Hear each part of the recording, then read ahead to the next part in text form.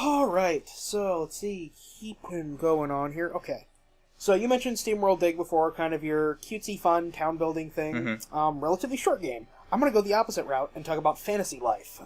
This was a 3DS release, and this is exactly the opposite of that. It's a cutesy fun kind of town building thing, except it's never ending. Yeah, it sounds like Animal Crossing kind of in that regard, so... It's not really. There is actually, like, an endpoint in the request. Like, you can finish this game, it's just incredibly long. Right. It's kind of like a cutesy RPG. It's got active combat and stuff. There are 12 different jobs. Each job can do different things. You can freely switch between all the different jobs. They all have, like, skill trees and everything like that. To level up and everything, there are crafting jobs, there are collecting jobs, there are straight combat jobs. There's a central storyline, and there's like a billion side quests in a huge world. I have not played this as much as I wanted to. Like, I haven't beaten this. I'm not anywhere near close to beating this. Okay. And, but it's been really fun, it's been really charming. And, you know, this is a game that if you want, you can put like 400 hours into this. Oh my god. And there's, the slight thing that might tick people off, I can see why they did it, though, is, the Japanese version of this game came out, and then they came out with DLC for the Japanese version. The DLC, even though it was out before the English version came out, was not in the English version of the game, and is downloadable on 3DS, and it was downloadable on day one. It was like a weird thing where they just couldn't put it into the game cart. Oh, okay. So, there's like $10 DLC day one. Now, admittedly, it's very endgame content. Okay. It's like post-game extras, and it is a lot of post-game extras. Okay, so if you actually do play the game that far, then you'd probably want to get it, so... Yes. And, but it's a really fun game, and I really like a lot about it. It, reminds me more than Animal Crossing and more than Harvest Moon, it's more Rune Factory-esque, and you're more like doing kind of one job, and you can switch into other stuff if you want to. And it's just kind of one of those fun time sink games where you're not really playing it to like be serious or experience the story or anything like that. You know, it's a good time waster. Okay, cool. And you know, it's a nice, happy, jolly time. Good. So, Dragon Age Inquisition. This game is great. This is very topical because it did not appear in the NPD for last month, which baffles me.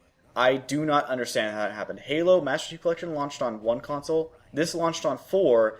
And it seems like everyone is talking about this game and buying it up. But where the fuck are these copies going? Like, I don't understand. I guess it's sold well digitally. It's kind of a PC-oriented franchise, so a lot of people have downloaded it. But that really surprises me that it didn't chart. And it is really good.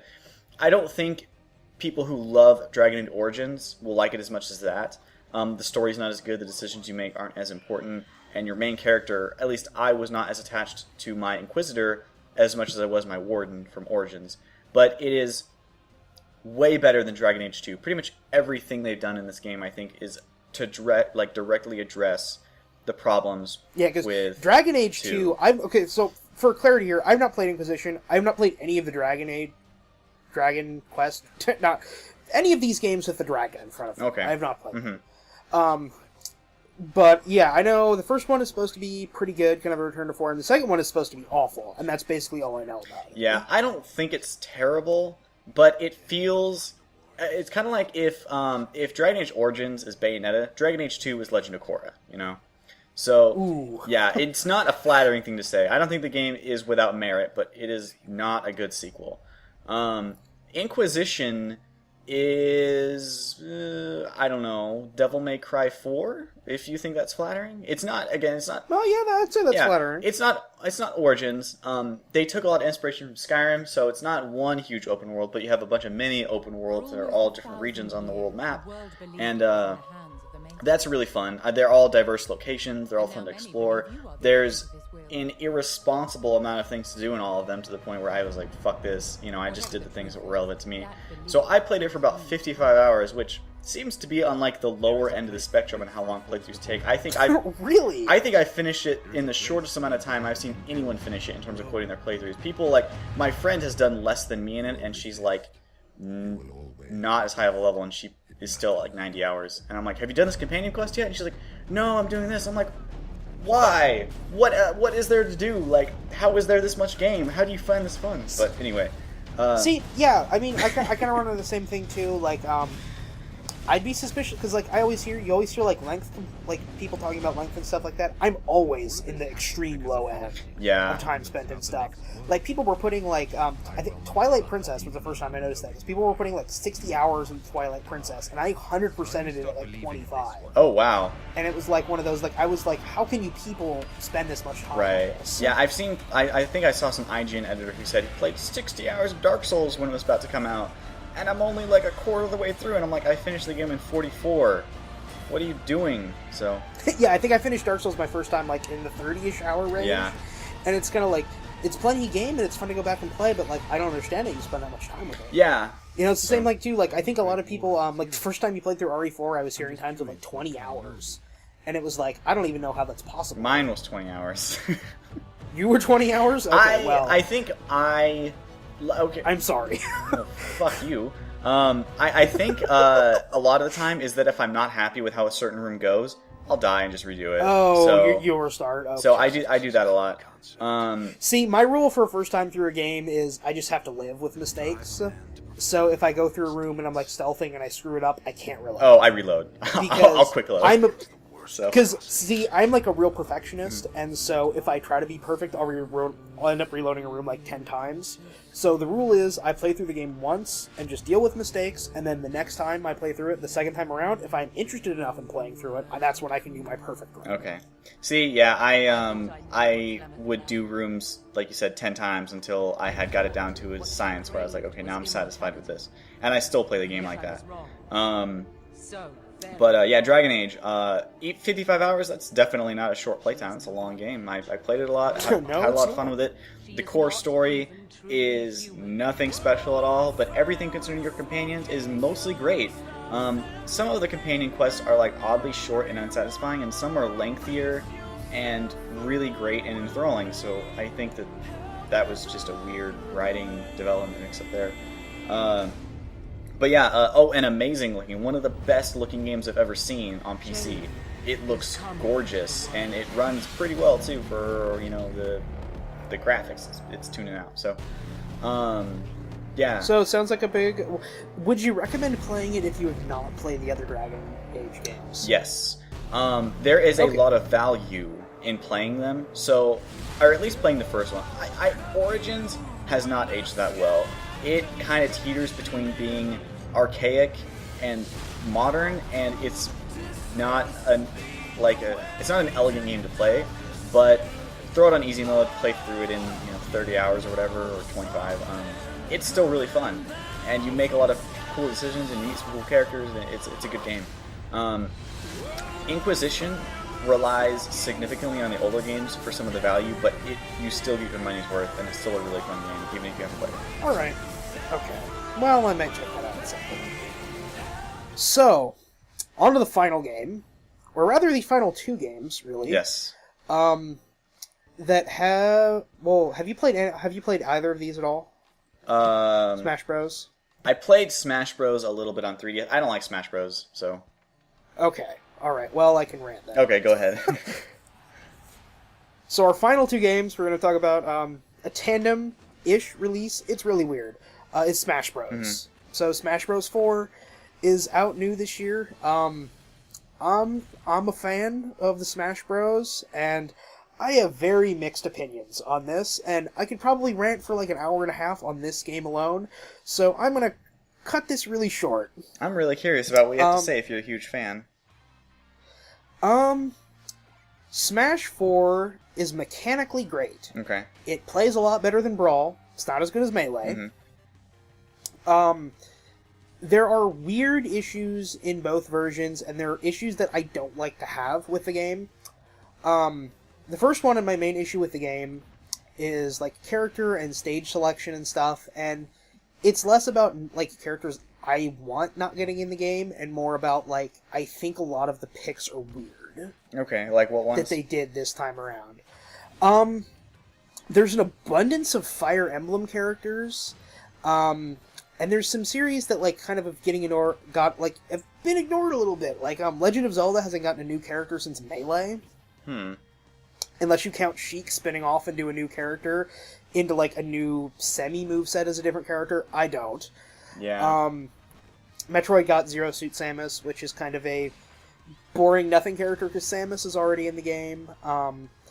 And it's one of those things where, like, a lot of the new big characters are stuff that Sakurai likes, and it's kind of getting to the point where I think someone other than Sakurai needs to make the next Smash Bros. Game. Because his treatment of Kirby and Kid Icarus is really, really good, and that's the kind of treatment that I would want to see for other series, too. Mm-hmm.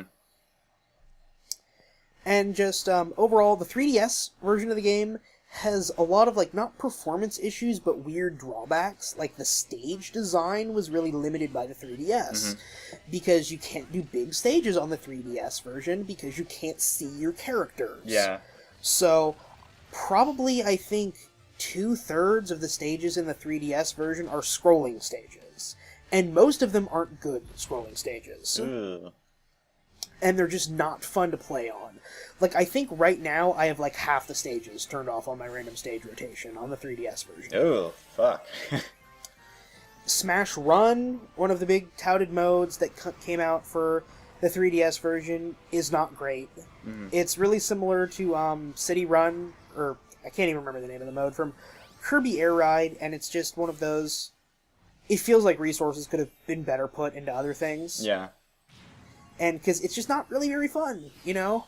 And the same is kind of true with Smash Tours in the Wii version, same kind of feelings on that. There is some cool stuff in the Wii U version, and the Wii U version is a much better game.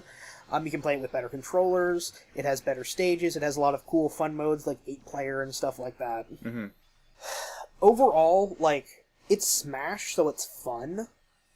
You know, it's hard to be disappointed with it, because I still really like the games, and they're still really fun at the end of the day. But there's just a lot of little details I don't like, and it's a lot of problems that I had with Brawl that feel exacerbated in this. Ooh, that sucks. And it's kind of like, it's a lot of like, really, you had to do that, like, again, or you couldn't do this. And it's just, like, come on, like, give some series that aren't yours a little more attention, Sakurai. Yeah. So yeah, overall, like, okay, and again, there was all the technical limitations with the 3DS version, like you couldn't do transforming characters in the 3DS version, and you couldn't do Ice Climber, so, like, Ice Climbers got cut, because the 3DS version couldn't handle it, even though the Wii U version could, and it's kind of like, it's sad to lose out on unique movesets like that, and Pokemon Trainer and stuff, because one of the versions of the game can't handle it.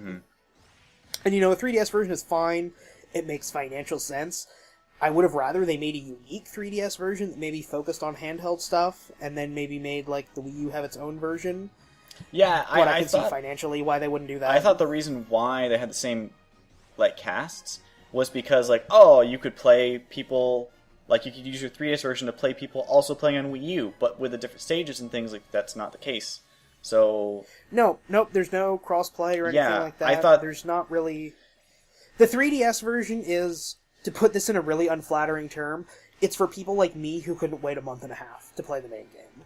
Oh. And that's a very conscious decision to release that version early compared to the Wii U version. Because that came out, like, at the end of September, and then the Wii U version didn't come out till the end of November. So a lot of it was people like me who just wanted to play it. Yeah. Ugh. That sucks. So, you know, like I said, it's Smash, so it's fun, but... I want to see not Sakurai make it in the future.